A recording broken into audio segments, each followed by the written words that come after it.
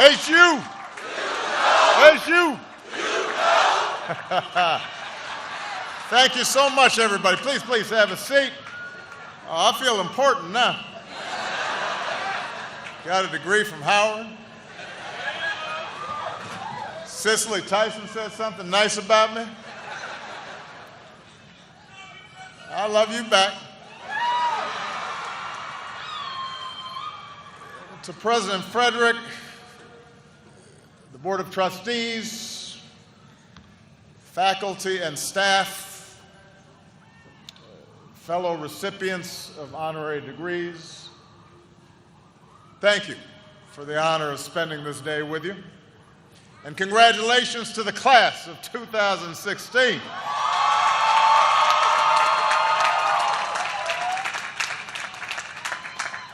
Four years ago, back when you were just freshmen, I understand many of you came by my house the night I was reelected. So I decided to return the favor and come by yours. To the parents, the grandparents, aunts, uncles, brothers, sisters, all the family and friends who stood by this class, cheered them on, helped them get here today. This is your day as well. Let's give them a big round of applause as well.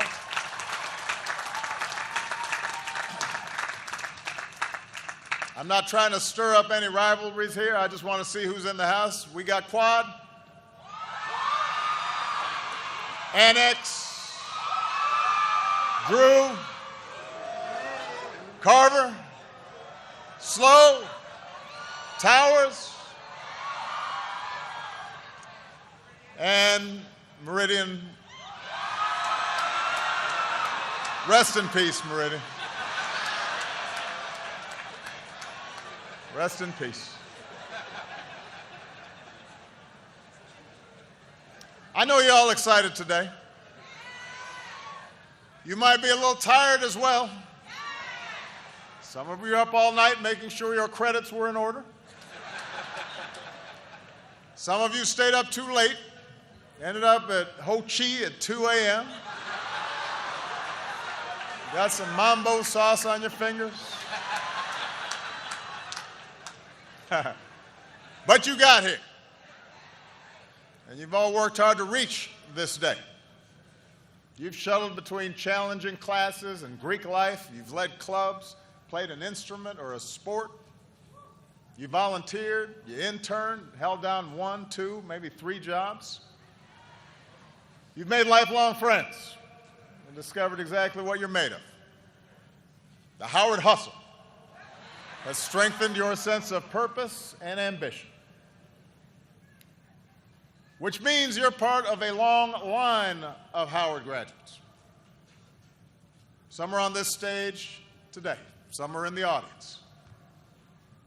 That spirit of achievement and special responsibility has defined this campus ever since the Freedmen's Bureau established Howard just 4 years after the Emancipation Proclamation, just 2 years after the Civil War came to an end. They created this university with a vision of uplift, a vision for an America where our fates would be determined not by our race, gender, religion, or creed, but where we would be free in every sense to pursue our individual and collective dreams. It is that spirit that's made Howard a centerpiece of African American intellectual life and a central part of our larger American story. This institution's been the home of many firsts. The first black Nobel Peace Prize winner, the first black Supreme Court justice. But its mission has been to ensure those firsts were not the last. Countless scholars, professionals, artists, leaders from every field received their training here. The generations of men and women who walked through this yard helped reform our government, cure disease, grow a black middle class, advance civil rights, shape our culture. The seeds of change for all Americans were sown here. That's what I want to talk about today. As I was preparing these remarks, Vernon, I realized that when I was first elected president, most of you, the class of 2016, were just starting high school. Today you're graduating college. I used to joke about being old. Now I realize I'm old. It's not a joke anymore. But seeing all of you here gives me some perspective. It makes me reflect on the changes that I've seen over my own lifetime. So let me begin with what may sound like a controversial statement. A hot take. Given the current state of our political rhetoric and debate, let me say something that may be controversial, and that is this. America is a better place today than it was when I graduated from college. Let me repeat. America is by almost every measure better than it was when I graduated from college. It also happens to be better off than when I took office, but that's a longer story.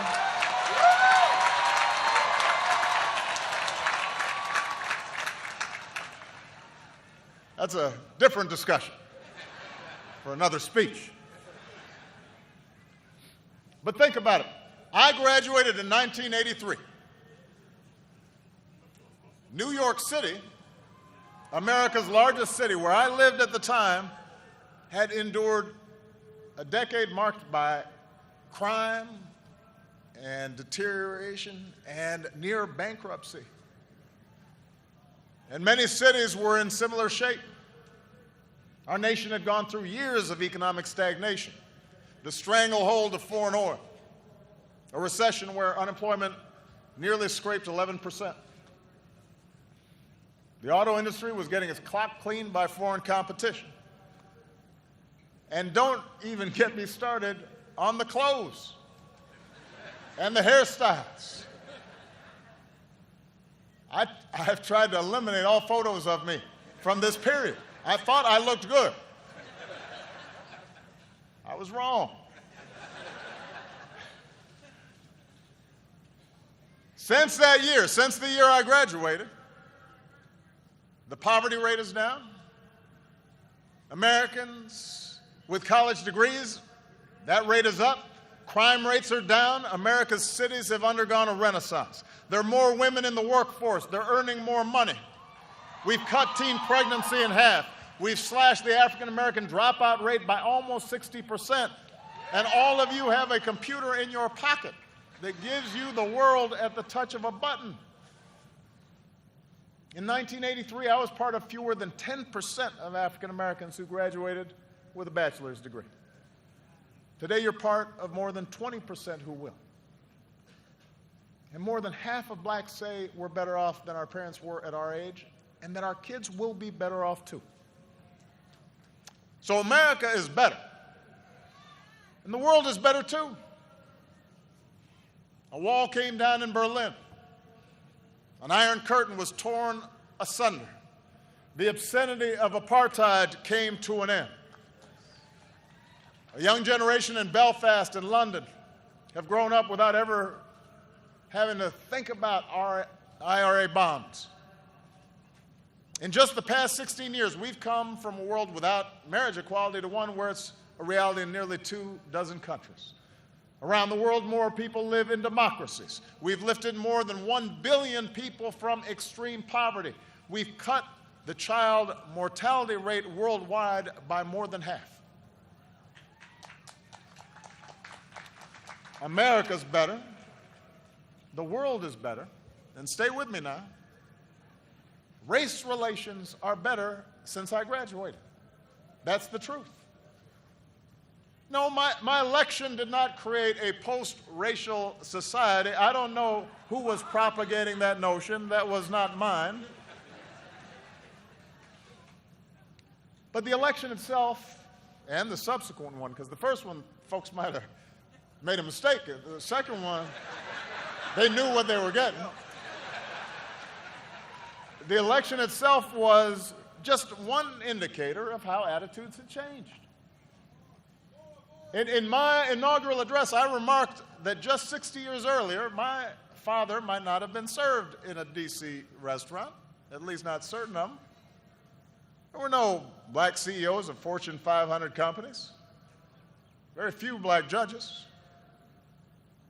Shoot, as Larry Wilmore pointed out last week, a lot of folks didn't even think blacks had the tools to be a quarterback. Today, former Bull Michael Jordan isn't just the greatest basketball player of all time, he owns the team.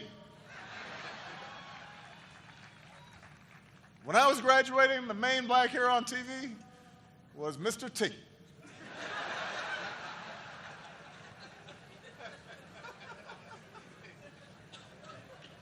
Rap and hip-hop were counterculture, underground. Now Shonda Rhimes owns Thursday Night, and Beyonce runs the world. We're no longer entertainers, we're producers, studio executives, no longer small business owners, we're CEOs, we're mayors, representatives, presidents of the United States.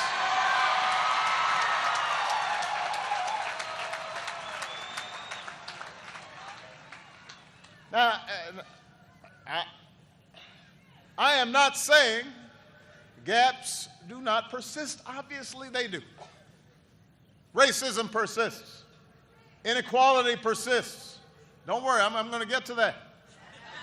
But I wanted to start class of 2016 by opening your eyes to the moment that you are in.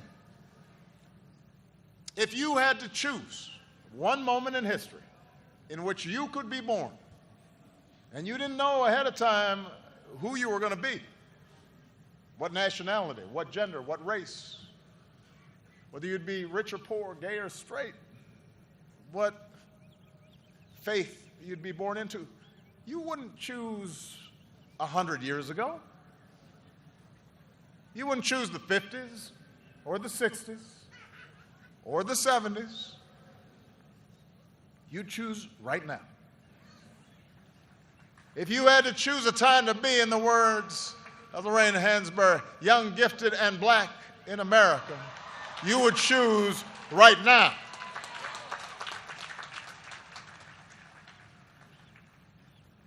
I tell you all this because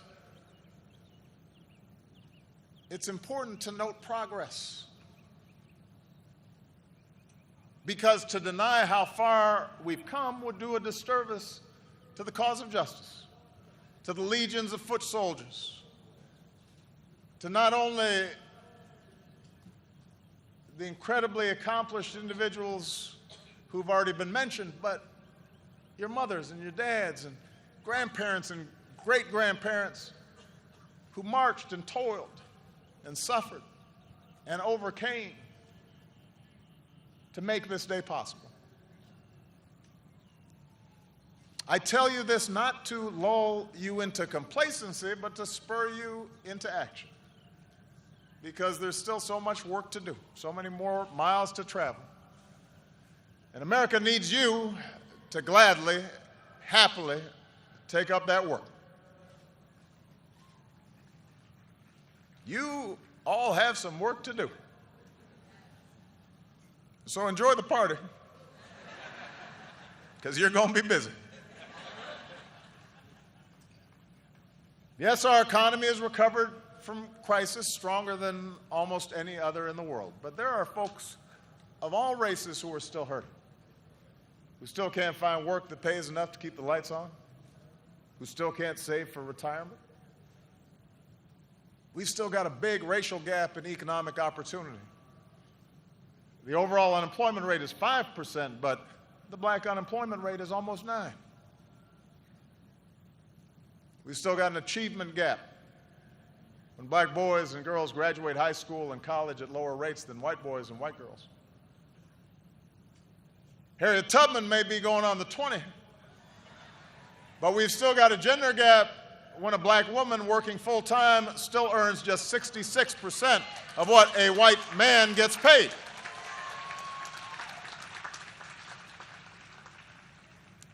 We've got a justice gap when too many black boys and girls pass through a pipeline from underfunded schools to overcrowded jails.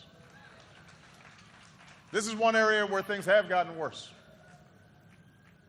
When I was in college, about 500,000 people in America were behind bars. Today, there are about 2.2 million.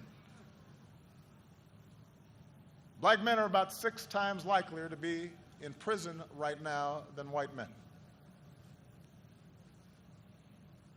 Around the world, we've still got challenges to solve that threaten everybody in the 21st century. Old scourges like disease and conflict, but also new challenges from terrorism and climate change. So make no mistake, class of 2016, you've got plenty of work to do. But as complicated and sometimes intractable as these challenges may seem, the truth is that your generation is better positioned than any before you to meet those challenges, to flip the script. Now, how you do that, how you meet these challenges, how you bring about change, will ultimately be up to you. My generation, like all generations, is too confined by our own experience, too invested in our own biases, too stuck in our ways to provide much of the new thinking that will be required. But us old heads have learned a few things that might be useful in your journey. So with the rest of my time, I'd like to offer some suggestions for how young leaders like you can fulfill your destiny and shape our collective future. Bend it in the direction of justice and equality and freedom. First of all, and this should not be a problem for this group, be confident in your heritage. Be confident in your blackness. One of the great changes that's occurred in our country since I was your age is the realization there's no one way to be black. I take it from somebody who's seen both sides of the debate about whether I'm black or not. Past couple months, I've had lunch with the Queen of England and hosted Kendrick Lamar in the Oval Office. There's no straitjacket, there's no constraints, there's no litmus test for authenticity. Look at Howard. One thing most folks don't know about Howard is how diverse it is. When you arrived here, some of you were like, oh, they got black people in Iowa? But it's true. This class comes from big cities and rural communities, and some of you crossed oceans to study here. You shatter stereotypes. Some of you come from a long line of bison. Some of you are the first in your family to graduate from college. You all talk different. You all dress different. You're Lakers fans, Celtics fans, maybe even some hockey fans.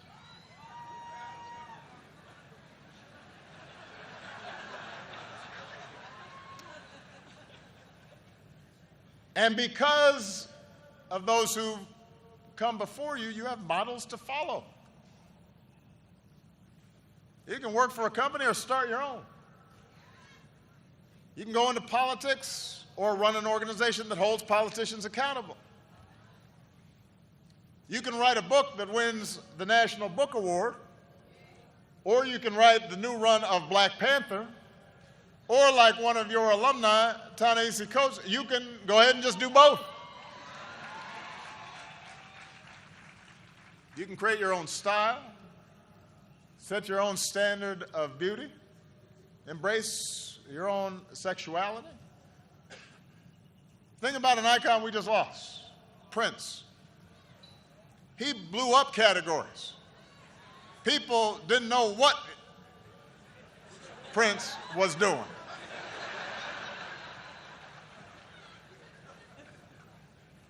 And folks loved him for it. You need to have the same confidence. Or as my daughters tell me all the time, you be you, Daddy. Sometimes Sasha puts a variation on it. You do you, Daddy. And because you're a black person doing whatever it is that you're doing, that makes it a black thing. Feel confident. Second, even as we each embrace our own beautiful, unique, and valid versions of our blackness, remember the tie that does bind us as African Americans. And that is our particular awareness of injustice and unfairness and struggle.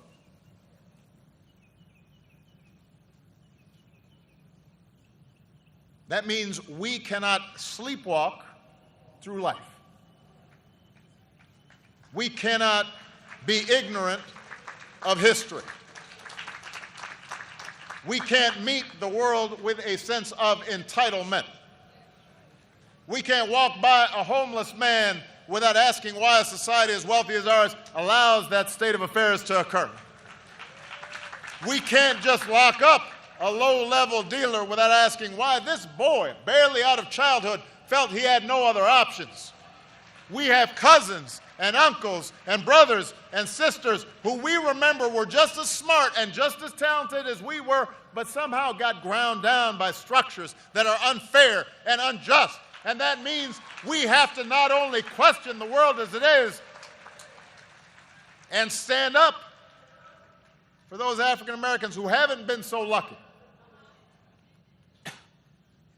Because yes, you've worked hard, but you've also been lucky. That's a pet peeve of mine, people who've been successful and don't realize they've been lucky. That God may have blessed them. It wasn't nothing you did. So don't have an attitude.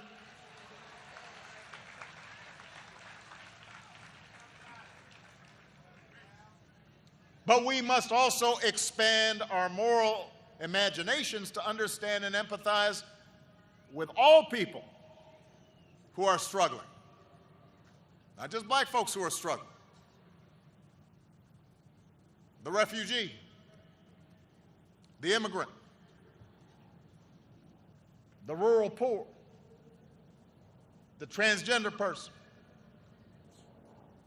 And yes, the middle-aged white guy who you may think has all the advantages, but over the last several decades has seen his world upended by economic and cultural and technological change and feels powerless to stop it. You got to get in his head too.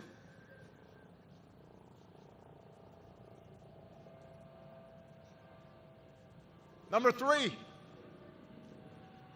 you have to go through life with more than just passion for change. You need a strategy. I'll repeat that.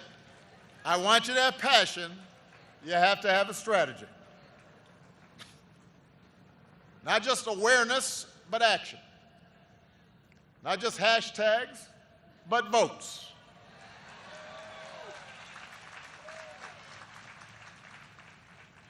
You see, change requires more than righteous anger. It requires a program and it requires organizing. At the 1964 Democratic Convention, Fannie Lou Hamer, 5 feet 4 inches tall, gave a fiery speech on the national stage. But then she went back home to Mississippi and organized cotton pickers. And she didn't have the tools and technology where you can whip up a movement in minutes. She had to go door to door. And I'm so proud of the new guard of black civil rights leaders who understand this. It's thanks in large part to the activism of young people like many of you, from Black Twitter to Black Lives Matter, that America's eyes have been opened, white, black, Democrat, Republican, to the real problems, for example, in our criminal justice system. But to bring about structural change, lasting change, awareness is not enough. It requires changes in law, changes in custom. If you care about mass incarceration, let me ask you, how are you pressuring members of Congress to pass the criminal justice reform bill now pending before them? If you care about better policing, do you know who your district attorney is? Do you know who your state's attorney general is? Do you know the difference? Do you know who appoints the police chief and who writes the police training manual? Find out who they are, what their responsibilities are. Mobilize the community, present them with a plan, work with them to bring about change, hold them accountable if they do not deliver. Passion is vital, but you got to have a strategy. And your plan better include voting. Not just some of the time, but all of the time.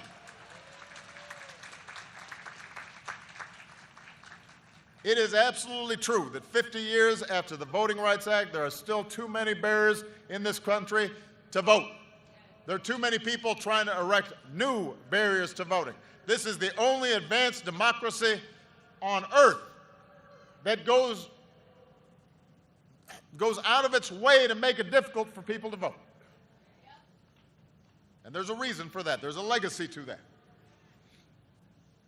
But let me say this. Even if we dismantled every barrier to voting, that alone would not change the fact that America has some of the lowest voting rates in the free world. In 2014, only 36% of Americans turned out to vote in the midterms. Second lowest participation rate on record. Youth turnout, that would be you, was less than 20%. Less than 20%. 4 out of 5 did not vote.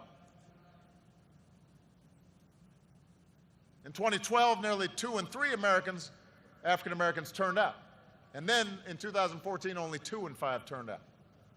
You don't think that made a difference in terms of the Congress I've got to deal with? And then people are wondering, well, how come Obama hadn't gotten this done? How come he didn't get that done? You don't think that made a difference?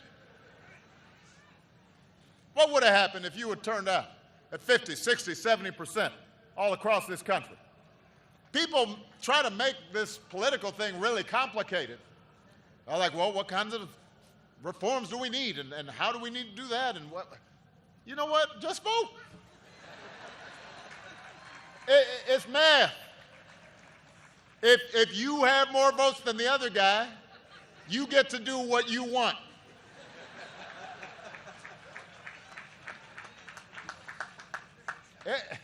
It's not that complicated.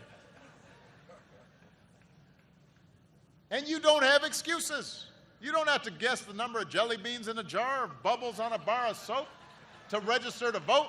You don't have to risk your life to cast a ballot. Other people already did that for you. Your grandparents, your great-grandparents might be here today. They were working on it. What's your excuse?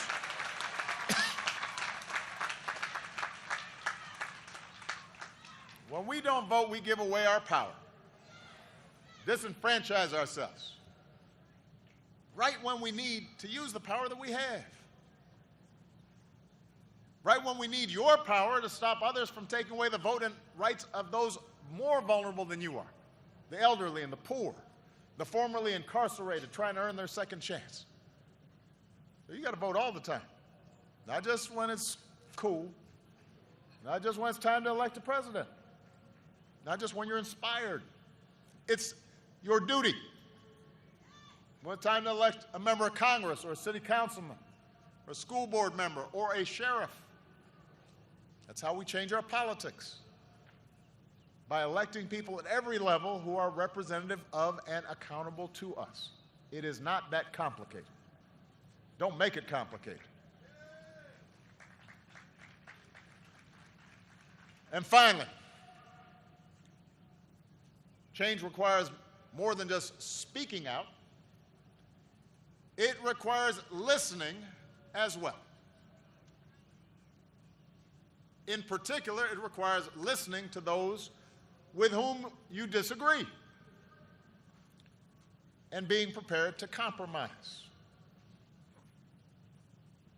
You know, when I was a state senator, I helped pass Illinois' first racial profiling law and one of the first laws in the nation requiring the videotaping of confessions in capital cases.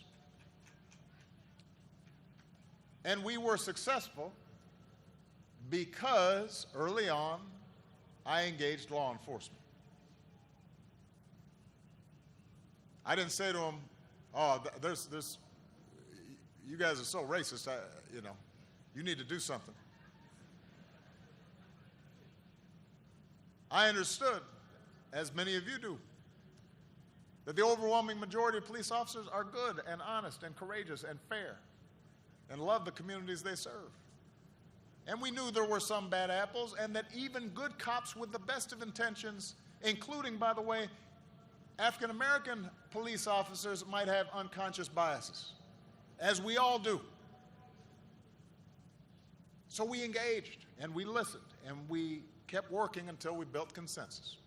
And because we took the time to listen, we crafted legislation that was good for the police because it improved the trust and cooperation of the community, and it was good for the communities who were less likely to be treated unfairly. And I can say this unequivocally. Without at least the acceptance of the police organizations in Illinois, I could never have gotten those bills passed. It's very simple. They would have blocked them. The point is, you need allies in a democracy. That's just the way it is. It can be frustrating and it can be slow. But history teaches us that the alternative to democracy is always worse. That's not just true in this country. It's not a black or white thing. Go to any country where the give and take of democracy has been repealed by one-party rule, and I will show you a country that does not work. And democracy requires compromise. Even when you are 100% right. This is hard to explain sometimes. You can be completely right, and you still are going to have to engage folks who disagree with you. If you think that the only way forward is to be as uncompromising as possible, you will feel good about yourself. You will enjoy a certain moral purity, but you're not going to get what you want. And if you don't get what you want long enough, you will eventually think the whole system is rigged. And that will lead to more cynicism and less participation and a downward spiral of more injustice and more anger and more despair. And that's never been the source of our progress. That's how we cheat ourselves of progress. You know, we remember Dr. King's soaring oratory. The power of his letter from a Birmingham jail. The marches he led, but he also sat down with President Johnson in the Oval Office to try and get a Civil Rights Act and a Voting Rights Act passed. And those two seminal bills were not perfect, just like the Emancipation Proclamation was a war document as much as it was some clarion call for freedom. Those mileposts of our progress were not perfect. They did not make up for centuries of slavery or Jim Crow or eliminate racism or provide for 40 acres and a mule. But they made things better. And you know what? I will take better every time. I always tell my staff, better is good. Because you consolidate your gains and then you move on to the next fight from a stronger position. Brittany Packman, a member of the Black Lives Matter movement and Campaign Zero, one of the Ferguson protest organizers, she joined our task force on 21st century policing. Some of her fellow activists questioned whether she should participate. She rolled up her sleeves. She sat at the same table with big city police chiefs and prosecutors, and because she did, she ended up shaping many of the recommendations of that task force. And those recommendations are now being adopted across the country. Changes that many of the protesters called for. If young activists like Brittany had refused to participate out of some sense of ideological purity, then those great ideas would have just remained ideas. But she did participate, and that's how change happens. America is big, and it is boisterous, and it is more diverse than ever. The president told me that we've got a significant Nepalese contingent here at Howard. I would not have guessed that. Right on. But it just tells you how interconnected we're becoming. And with so many folks from so many places converging, we are not always going to agree with each other. Another Howard alum, Zora Neale Hurston, once said, there's a good quote here, "Nothing that God ever made is the same thing to more than one person." Think about that. That's why our democracy gives us a process designed for us to settle our disputes with argument and ideas and votes instead of violence and simple majority rule. So don't try to shut folks out. Don't try to shut them down, no matter how much you might disagree with them. You know, there's been a trend around the country of trying to get colleges to disinvite speakers with a different point of view or disrupt a politician's rally. Don't do that. No matter how ridiculous or offensive you might find the things that come out of their mouths. Because as my grandmother used to tell me, every time a fool speaks, they are just advertising their own ignorance. Let them talk. Let them talk. If you don't, you just make them a victim. And then they can avoid accountability. That doesn't mean you shouldn't challenge them. Have the confidence to challenge them. Confidence in the rightness of your position. There will be times when you shouldn't compromise your core values, your integrity. And you will have the responsibility to speak up in the face of injustice. But listen, engage.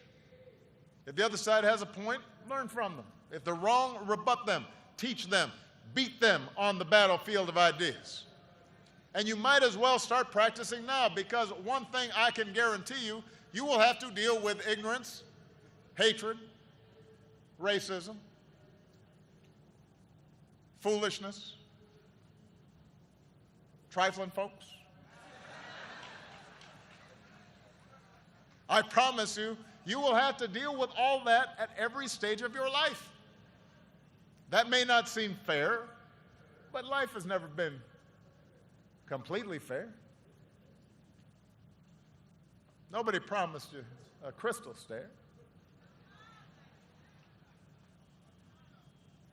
And if you want to make life fair, then you've got to start with the world as it is. So, that's my advice. That's how you change things.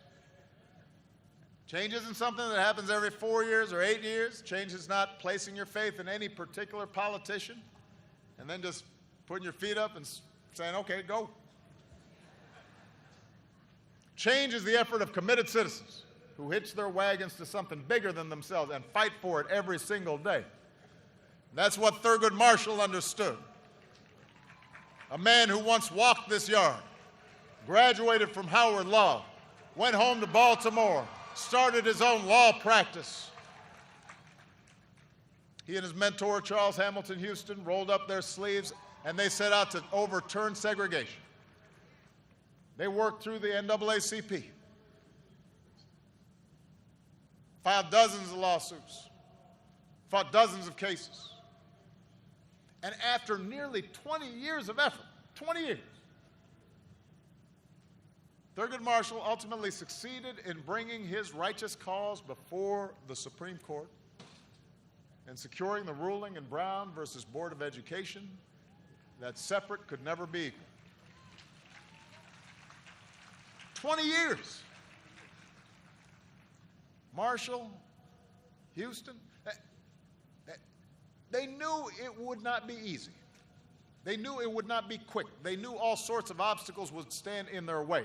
They knew that even if they won, that would just be the beginning of a longer march to equality.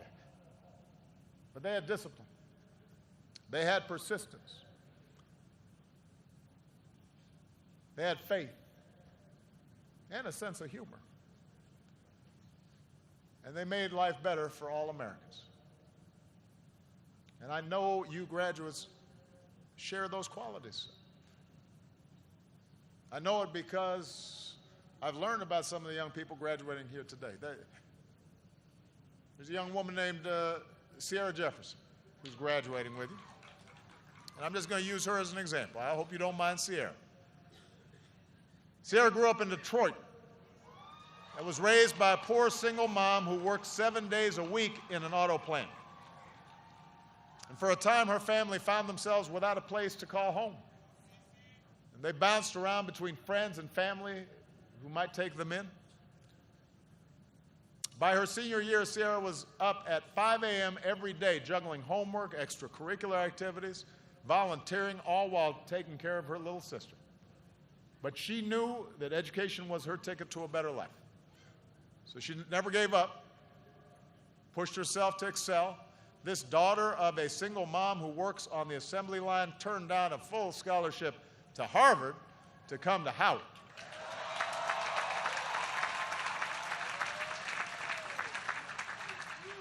And today, like many of you, Sierra's the first in her family to graduate from college.